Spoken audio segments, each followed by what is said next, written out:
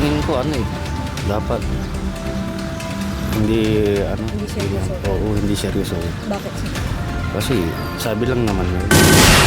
Pangit naman yung sinasabi ko. Isang kin kasi di ba? Kasi walang masyadong kinuha. Hindi ka napapasakitan po. Hindi, huwag mo seryosohin yung mga ganong barat niya kasi kung minsan kasi hindi rin totoo yung mga sinasabi niya. Kung minsan, nagbibiro kung minsan, totoo. Ay, oo nga pala, oo. Kasi seryoso yung mga sinasabi niya, madam eh. Duterte. Minsan may kabiruan. Hindi kasi biro yun, ma'am. Yung sasabihin niyang papatayin, hindi naman dapat sabihin ng isang ano yun eh. Sa kang presidente, sasabihin mo yun, hindi. Para kang nakakano sa mga tao. Yung mga... Yung sinasabi niyang paginaano kasi. Hindi po.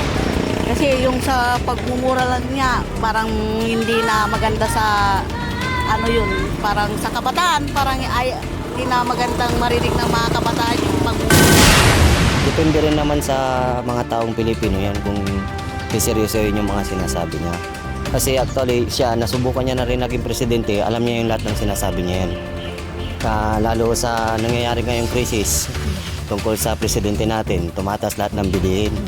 Kaya hindi mo rin masisi yung isang tao na pinagdaanan niya na tapos biglang may pagbabago pa.